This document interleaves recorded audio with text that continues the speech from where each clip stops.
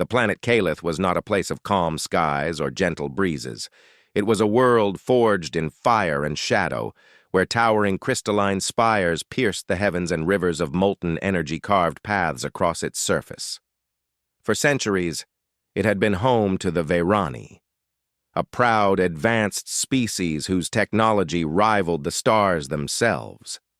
Yet for all their brilliance, the Vairani were locked in a bitter struggle with humanity, a younger race that had risen to challenge them for control of the galaxy's most precious resources. Yunsu stood at the edge of the grand balcony overlooking the capital city of Veltharion. Her silver robes shimmered faintly under the twin suns of Calith, catching the light like liquid metal. She was young for her position, but carried herself with the poise of someone far older. As one of the highest-ranking diplomats among the Vairani, she bore the weight of countless lives on her shoulders. The war between her people and humanity showed no signs of slowing, and every day brought news of fresh battles, lost colonies, and mounting casualties. Her advisors had gathered once again, their voices low but urgent as they debated options behind closed doors. Yunsu turned away from the view and walked back inside, her expression unreadable. She knew what they would say before they even opened their mouths. Diplomacy had failed. Talks had collapsed. Retreat was unthinkable. And so, there remained only one path forward, a desperate gamble born out of necessity. "Yunsu," said Counselor Jin Tal, his voice steady despite the tension in the room. "We must act now if we are to prevent total annihilation. The humans will not stop until they've claimed every resource this galaxy has to offer." "And what do you propose?" Yunsu asked, her tone clipped. She already knew the answer. She just wanted them to say it aloud. Jintal hesitated, glancing at the others before speaking. "A union, a marriage between our people and theirs, a symbol of peace strong enough to silence the drums of war." Yunsu felt a chill run down her spine. This was the last thing she wanted, to bind herself to a human, a member of the very species responsible for so much suffering. But deep down, she understood the logic. If nothing else worked, perhaps this could. Perhaps a gesture so bold, so personal, might force both sides to reconsider their hatred. "Who is the candidate?" she asked finally, bracing herself for whatever name they would throw at her. "But a human soldier," replied another advisor, a woman named Lyra. "His name is Hai Jin. He served in the early days of the conflict and was captured by our forces.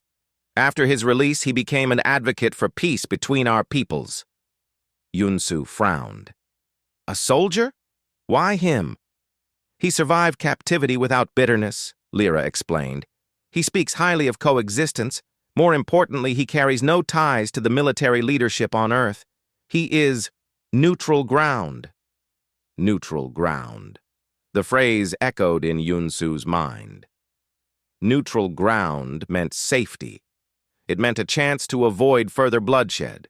Still, the idea of marrying a human filled her with unease. They were unpredictable, volatile creatures, so different from the disciplined order of the Vairani. Yet, she reminded herself, this was not about her feelings. This was about survival. And the meeting ended shortly after, leaving Yunsu alone with her thoughts.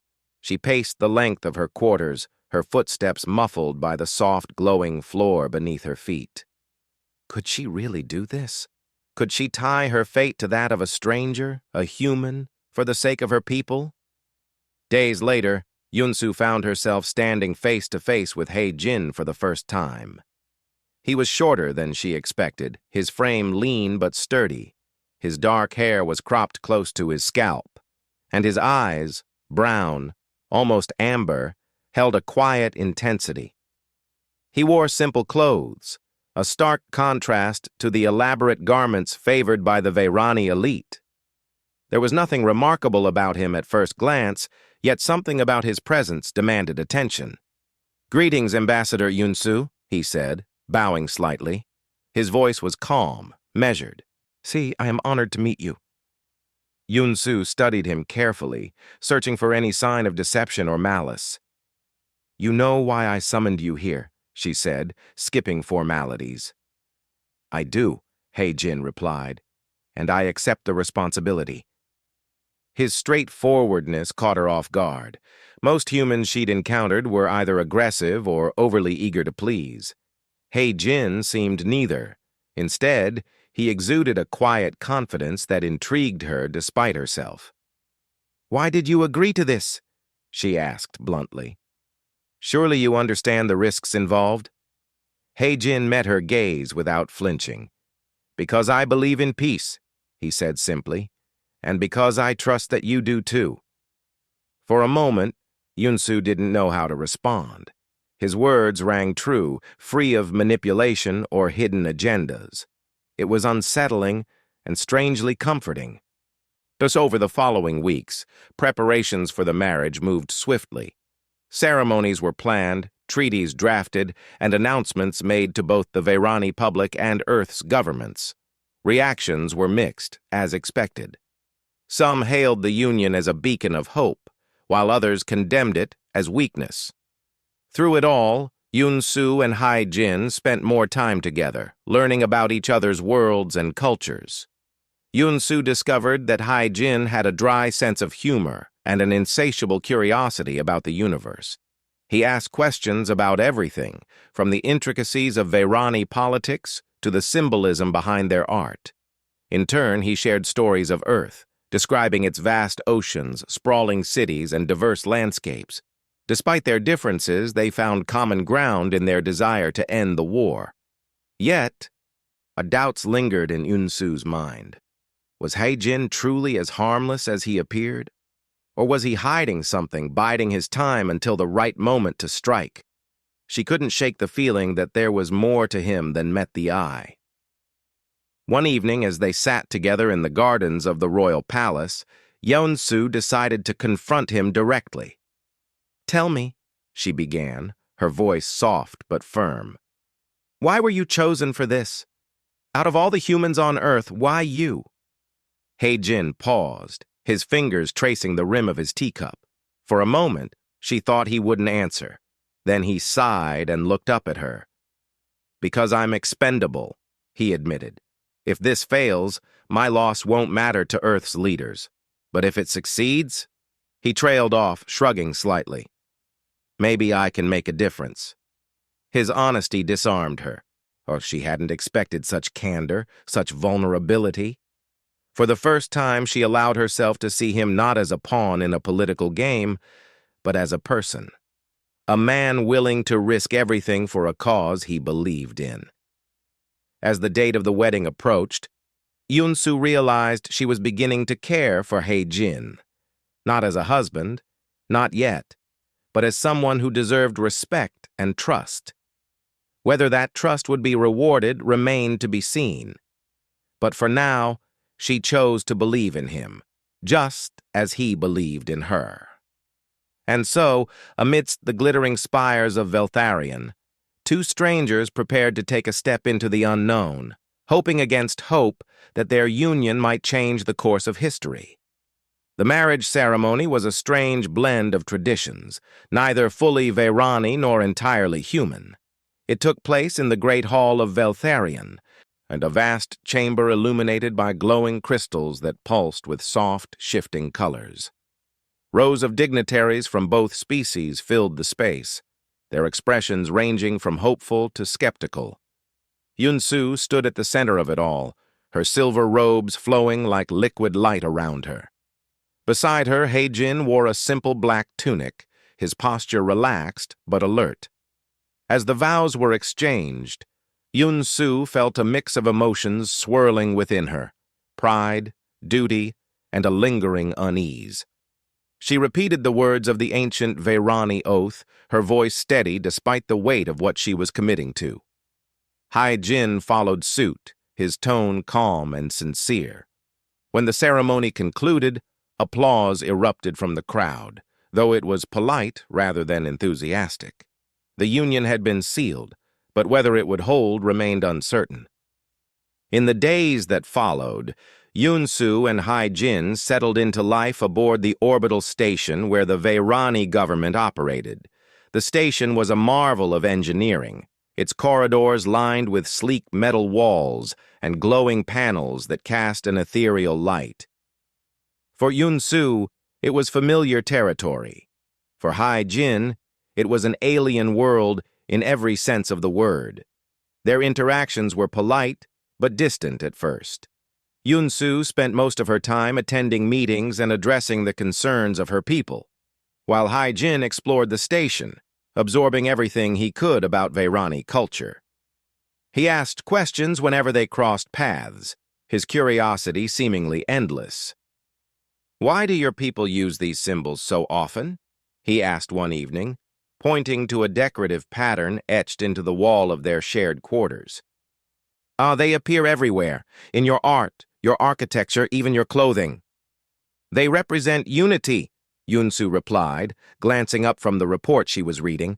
"Each line connects to another, forming a whole. It's a reminder that we are stronger together than apart." Hai-Jin nodded thoughtfully. "It's beautiful," he said after a moment, "and meaningful." Yunsu found herself smiling faintly at his response.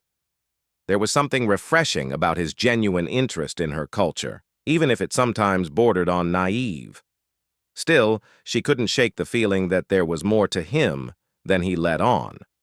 He carried himself with a quiet confidence that didn't quite match his unassuming appearance.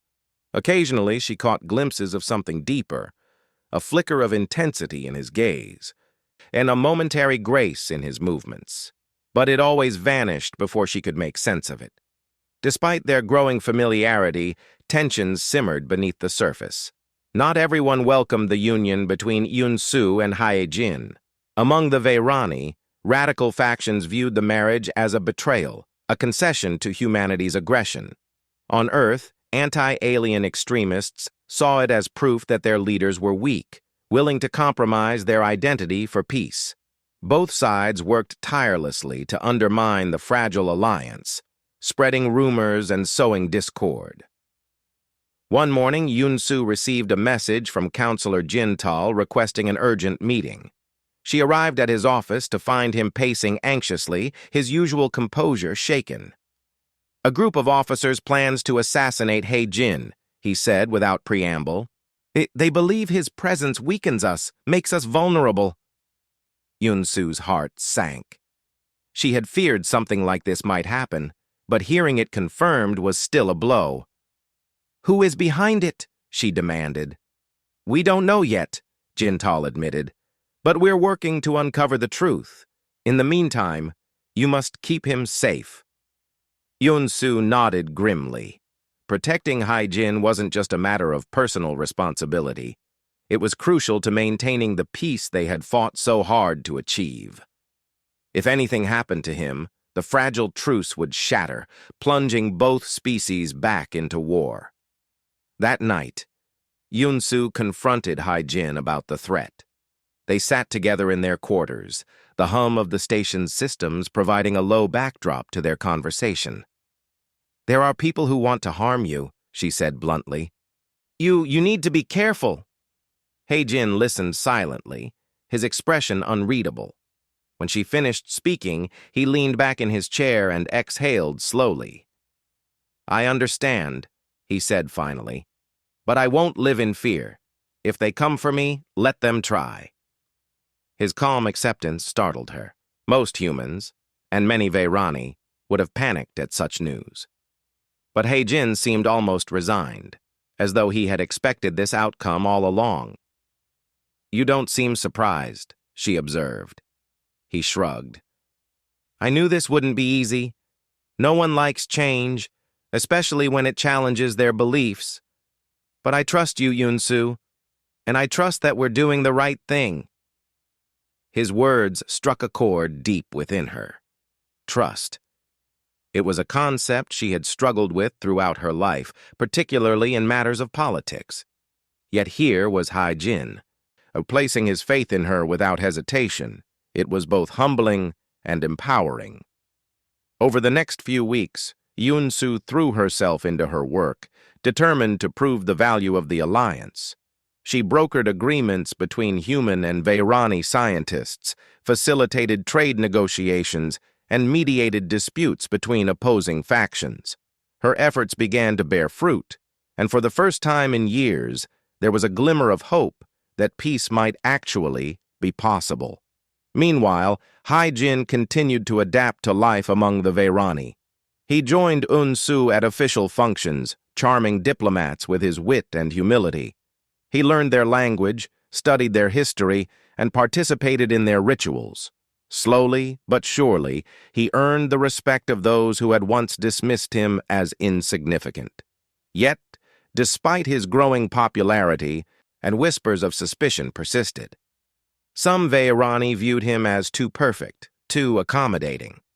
Others wondered why humanity had chosen someone so unremarkable to represent them. Even Eun-Soo found herself questioning his motives at times, though she kept these doubts to herself.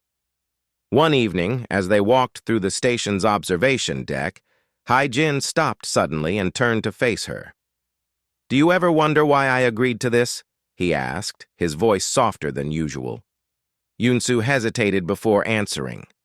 "Yes," she admitted. "I've wondered many times. Why did you choose to marry me, knowing how dangerous it might be?" Hai-Jin gazed out at the stars visible through the massive viewport. "Because I wanted to believe in something bigger than myself," he said after a pause. "For so long, I've seen nothing but hatred and destruction. This marriage, it's a chance to build something new, something better." His sincerity left her speechless. In that moment, she realized how much they had in common. Like her, he carried the burden of responsibility, driven by a desire to protect others. Perhaps that was why she trusted him, despite her initial reservations. As the days turned into weeks, Eun-Soo and Hai-Jin grew closer, their bond strengthening with each passing day.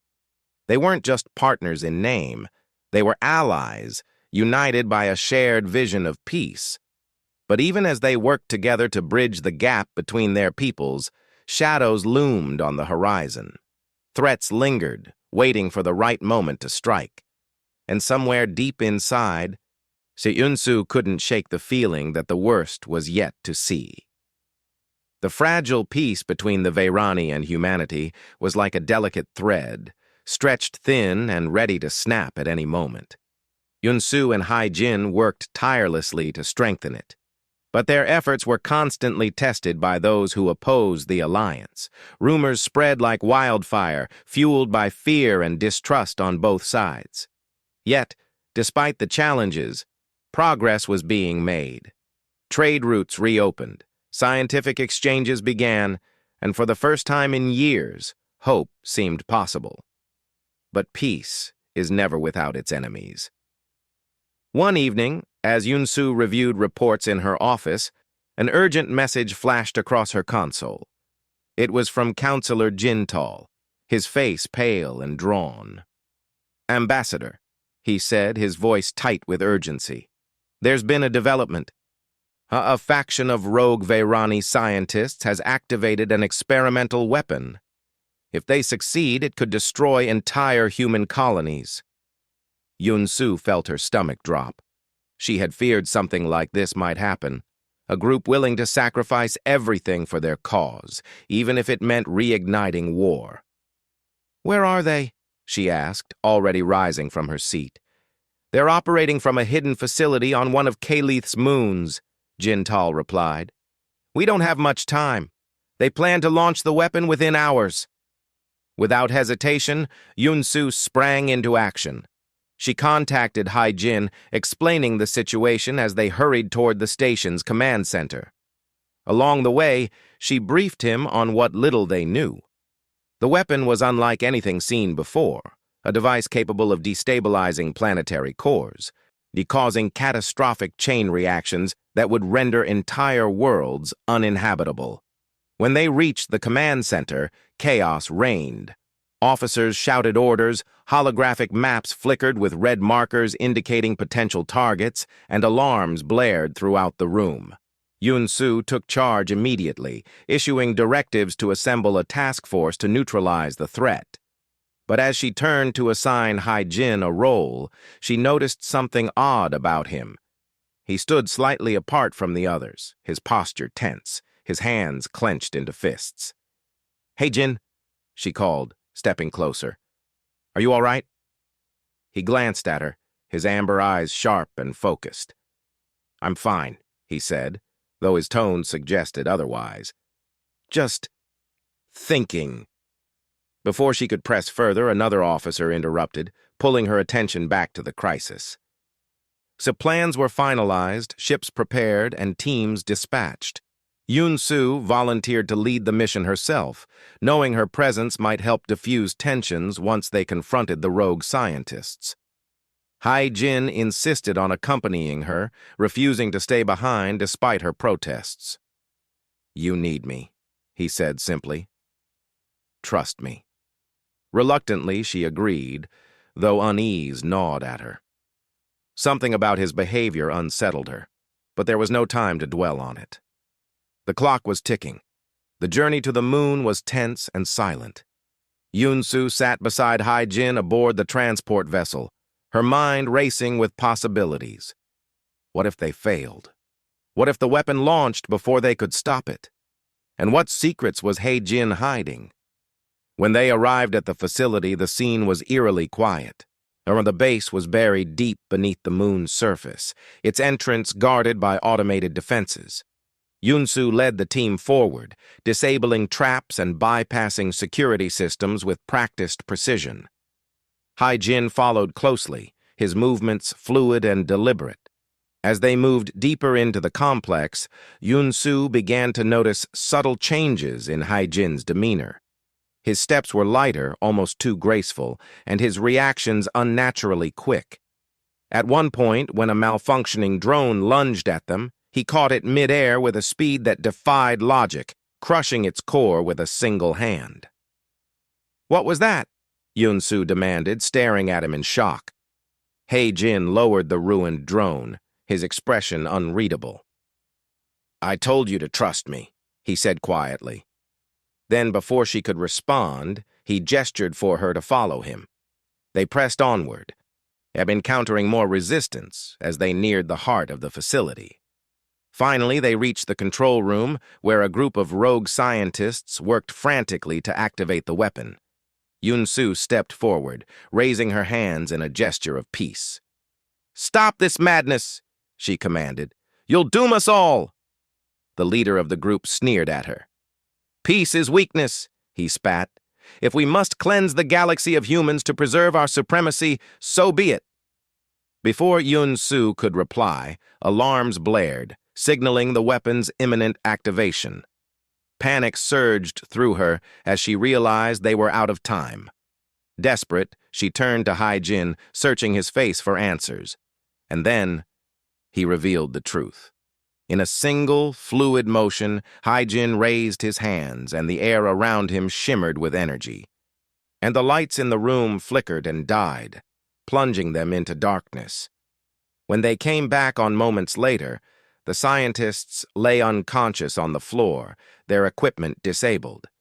Hai-Jin stood in the center of the room, his body glowing faintly with an otherworldly light.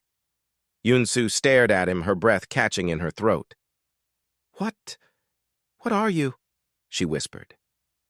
Hai-Jin let the glow fade, his shoulders sagging with exhaustion. "I'm still me," he said softly. "But yes, I'm different. I didn't choose this, Yun-Su. It was done to me during my captivity. They experimented on me, tried to turn me into a weapon. Somehow, I survived. And now I can do things no one else can." His words hit her like a tidal wave. All this time, he had carried this secret, this incredible power, hidden beneath his unassuming exterior. But she wanted to feel betrayed, to lash out at him for keeping such a monumental truth from her. But instead, all she felt was awe and relief.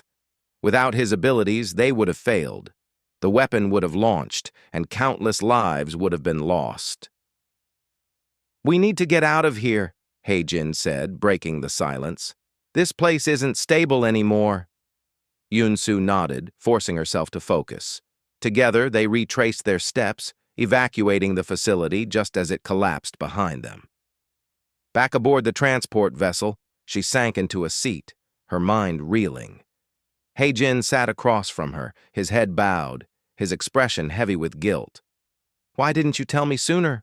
she asked finally, her voice barely above a whisper.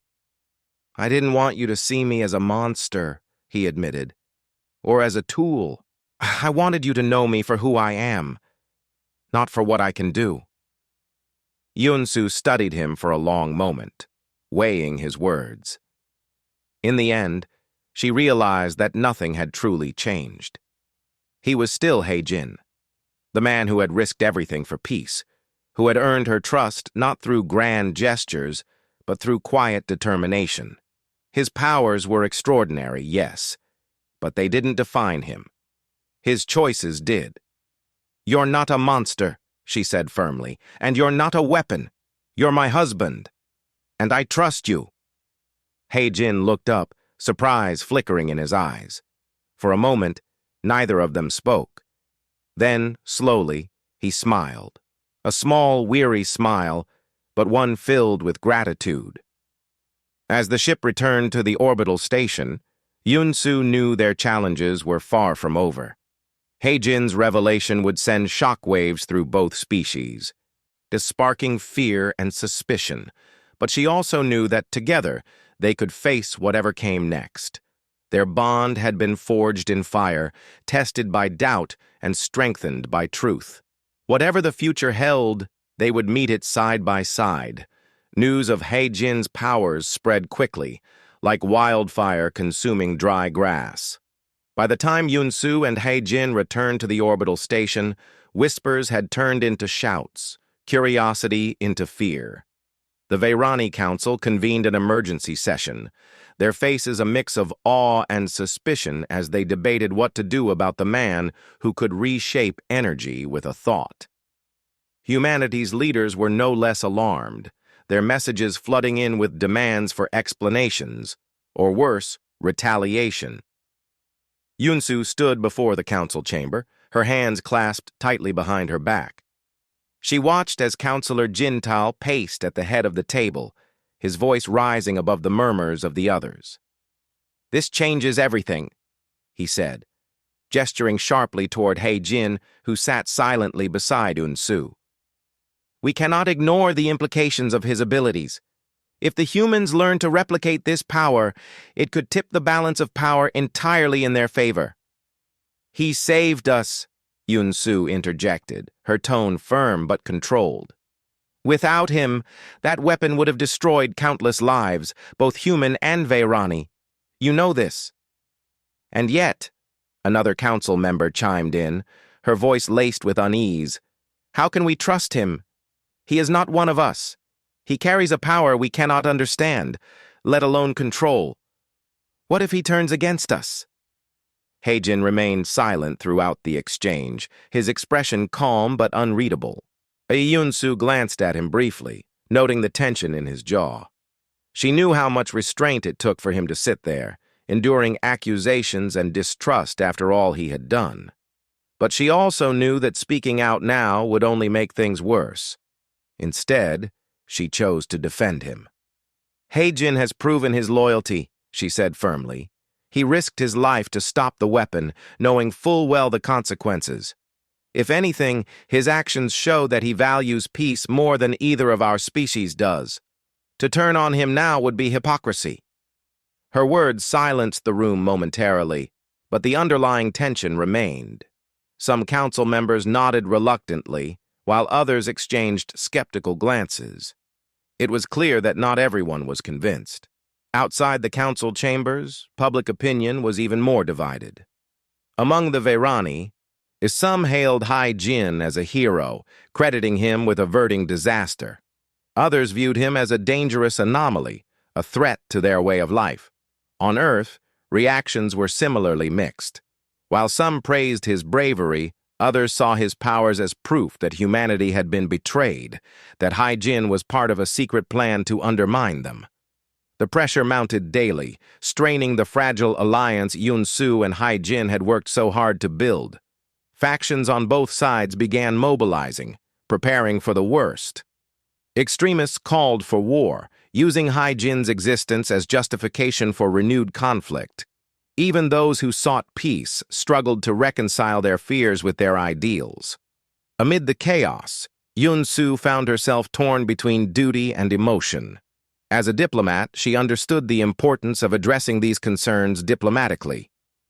But as Hai-Jin's wife, she felt a fierce protectiveness toward him, a desire to shield him from the storm raging around them. She spent long hours strategizing with trusted advisors, searching for ways to ease tensions without compromising their principles. For his part, Hai-Jin bore the scrutiny with quiet dignity. He avoided the spotlight whenever possible, retreating to quieter parts of the station where he could think in solitude. When pressed for interviews or statements, he spoke simply and honestly, emphasizing his commitment to peace and cooperation. Yet, no matter how sincere his words, they did little to quell the growing unrest. One evening, as Yun-Su and Hai-Jin walked through the station's gardens, a rare moment of privacy, he finally broke his silence. "I never wanted this," he said, his voice heavy with regret. "I didn't ask for these powers. I didn't want to be different." "I know," Yun-Su replied softly, placing a hand on his arm. "But you are different, Hai-Jin. And because of that, people will always fear you. It's not fair, but it's the truth."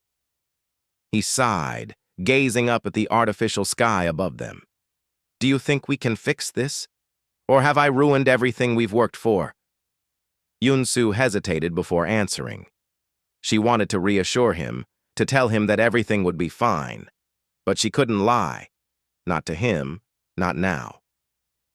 "It won't be easy," she admitted. "There are forces at play here that neither of us can fully control. But I believe in us, in what we're trying to achieve. That has to count for something." Her words seemed to steady him, if only slightly. They continued their walk in silence, each lost in their own thoughts. As days turned into weeks, the situation grew increasingly volatile. A trusted ally of Yun-Su's, a Vairani officer named Kalen, approached her with troubling news. "Someone leaked classified information about Hai-Jin's origins to the media," he said grimly. "Details about his captivity, the experiments performed on him. It's all out there now." Yun-Su felt a chill run down her spine. She had feared this might happen, but hearing it confirmed was still a blow. "Who did it?" she demanded. "We don't know yet," Kalen admitted. "But whoever it was, they meant to cause damage. Public sentiment is shifting fast. People are starting to question whether your marriage was a genuine act of peace or a calculated move by humanity to gain an advantage." The revelation hit like a hammer blow. Protests erupted across Calith, with angry crowds gathering outside government buildings, chanting slogans and demanding answers. Similar demonstrations broke out on Earth, though the message was inverted. Humans accused the Vairani of exploiting Hai-Jin's powers for their own gain. Caught in the crossfire, Yun-Su and Hai-Jin faced mounting pressure to take a stand. Some urged them to separate, arguing that their union had become a liability. Others pushed for a stronger show of unity, suggesting they address the public directly and explain their side of the story. After much deliberation, Yun-Su decided to hold a joint press conference. Standing together before a sea of cameras and reporters, she spoke first, her voice steady and commanding. "My marriage to Hai-Jin was never about politics or power," she declared. "It was about hope, for a future where our species could coexist peacefully. Yes, he is different. Yes, he possesses abilities none of us fully understand. But none of that changes the fact that he is a good man, a man who has sacrificed everything for peace." When it was Hai-Jin's turn to speak, he stepped forward, meeting the gaze of the crowd. "I am not perfect," he began, his tone humble but resolute. "I have made mistakes, and I carry scars from my past that will never fully heal. But I believe in this alliance. I believe in the possibility of a better tomorrow for both our peoples. If you choose to judge me based on fear or prejudice, then so be it. But know this: I will continue fighting for peace, no matter the cost." His words resonated deeply, striking a chord with many who had doubted him. For the first time, cracks began to appear in the wall of hostility surrounding them. Support poured in from unexpected quarters, moderate factions within both species rallying behind their cause. Still, challenges remained. Hardline extremists refused to back down, vowing to destroy the alliance at any cost. Assassination attempts became more frequent, forcing Yun-Su and Hai-Jin to rely on heightened security measures just to stay safe. Despite the danger, they pressed on, determined to prove that their bond was stronger than fear. In private moments, Yun-Su often found herself reflecting on how far they had come, and how much further they still had to go. There were nights when doubt crept in, whispering insidious thoughts about failure and betrayal. But every time she looked at Hai-Jin, she remembered why she had chosen to stand by him. Not because she had to, but because she believed in him, believed in them. And so, amidst the turmoil and uncertainty, they held fast to their shared vision of a brighter future. Together they weathered the storm, clinging to the hope that love and understanding could triumph over hatred and division. The days that followed the press conference were a blur of activity. Yun-Su and Hai-Jin worked tirelessly to build on the fragile momentum they had gained. Public opinion was shifting, but not quickly enough to silence the voices of dissent. Extremists on both sides continued to plot against them, their hatred fueled by fear of the unknown. Yet despite the danger, Yun-Su and Hai-Jin refused to retreat into the shadows. They knew that visibility was their greatest weapon, proof that their union was not just a symbol but a living and breathing partnership. One morning, as Yun-Su reviewed reports in her office, an idea began to take shape in her mind. It was bold, perhaps even reckless, but it might be the key to bridging the gap between their peoples. She called Hai-Jin to join her, her eyes lighting up with determination as she explained her plan. "We need to propose a joint research initiative," she said, leaning forward in her chair. "A program where Vairani and human scientists work together to study your abilities, not as a weapon, but as a tool for peace. If we can show that your powers have potential beyond destruction, it might ease some of the fears." Hai-Jin listened carefully, his brow furrowed in thought. "Do you think they'll agree?" he asked finally. "Both sides are so distrustful right now." "It's a risk," Yun-Su admitted. "But it's also an opportunity. If we can bring our brightest minds together, we might discover ways to use your abilities for good, for healing, for energy production, for exploration. Imagine what we could achieve if we focused on creation instead of conflict." Her enthusiasm was contagious, and after a moment, Hai-Jin nodded. "Let's do it," he said simply. "If it gives people hope, then it's worth trying." With renewed purpose, they set to work drafting a proposal. The document outlined the goals of the initiative, emphasizing collaboration, transparency, and mutual benefit. They presented it to the Vairani Council first, knowing that gaining their support would be crucial. To their relief, the Council agreed to back the project, albeit cautiously. Humanity's leaders were slower to commit, but after weeks of negotiations, they too signed on. The launch of the initiative marked a turning point. Teams of scientists from both species gathered aboard a neutral research station, their initial skepticism gradually giving way to curiosity and cooperation. Hai-Jin became a central figure in the program, allowing researchers to study his abilities under controlled conditions. He endured countless tests and experiments with patience, his calm demeanor earning the respect of even the most skeptical participants. As data poured in, breakthroughs began to emerge. Researchers discovered that Haijin's powers could stabilize volatile energy fields, making them safer to harness. They found applications in medical technology, using his abilities to repair damaged tissues and accelerate healing.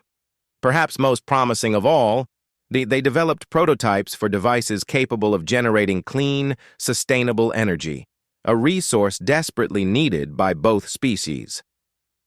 News of these advancements spread quickly, capturing the imagination of the public. For the first time, many began to see Haijin not as a threat, but as a symbol of possibility. Media coverage shifted, highlighting stories of collaboration and innovation rather than division and fear. Slowly but surely, the tide of opinion turned in their favor. Yunsu watched these changes unfold with a mixture of pride and relief. She knew the road ahead would still be difficult, but the progress they had made was undeniable. In private moments, she often reflected on how much she had grown since the day she first met Haijin. What had started as a reluctant alliance had blossomed into something deeper, a partnership built on trust, respect, and shared purpose. One evening, as they stood together on the observation deck of the orbital station, Yunsu turned to him with a soft smile. "Do you remember when we first met?" she asked. "You seemed so ordinary." Haijin chuckled, shaking his head. "I think ordinary is the last word anyone would use to describe me now." "Maybe," she conceded, "but that's not what I meant. Back then, I didn't know what to expect from you. I thought you were just another soldier, another pawn in this endless game. But you proved me wrong. You showed me that strength isn't about power or titles. It's about courage, about doing the right thing, even when it's hard." Haijin gazed at her, his amber eyes warm with gratitude. "Hey, and you taught me that peace isn't something you wait for," he said quietly. "It's something you create, something you fight for." They stood in silence for a while, watching the stars stretch endlessly beyond the viewport. The universe was vast and unpredictable, full of beauty and danger in equal measure. But for the first time in years, Yunsu felt a sense of hope, a belief that they could navigate its challenges together. In the months that followed, the joint research initiative expanded, drawing in more participants and yielding even greater discoveries. Diplomatic relations improved steadily, with trade agreements and cultural exchanges becoming commonplace. Though tensions lingered in certain quarters, the overall trend was one of cautious optimism. On Calith, the celebrations marked the anniversary of Yunsu and Haijin's marriage. Crowds gathered in Veltharian's Grand Plaza, cheering as the couple appeared on a balcony overlooking the city. Yunsu addressed the crowd, her voice carrying over the sea of faces below. "1 year ago, we took a step into the unknown," she said, her tone filled with emotion. "We chose to believe in each other, in our shared future. Today, we stand here not as enemies, but as allies, as family. Let this be a reminder that no matter how different we may seem, we are stronger together than apart." When she finished speaking, Haijin stepped forward, raising a hand to acknowledge the applause. "Thank you," he said simply, "for believing in us, for giving peace a chance." The cheers grew louder, echoing through the spires of the city like a promise kept. For Yunsu and Haijin, it was a moment of triumph, not just for themselves, but for everyone who had dared to hope. Later that night, as they walked through the gardens of the royal palace, Yunsu reached for Haijin's hand, her fingers intertwining with his. "Do you think we've done enough?" she asked softly. Haijin smiled, squeezing her hand gently. "No," he admitted. "There's always more to do, but we've made a start, and that's what matters." Above them, the twin suns of Calith dipped below the horizon, painting the sky in hues of gold and crimson. As the light faded, leaving only the glow of distant stars, Yun Su and Hai Jin stood side by side, ready to face whatever came next.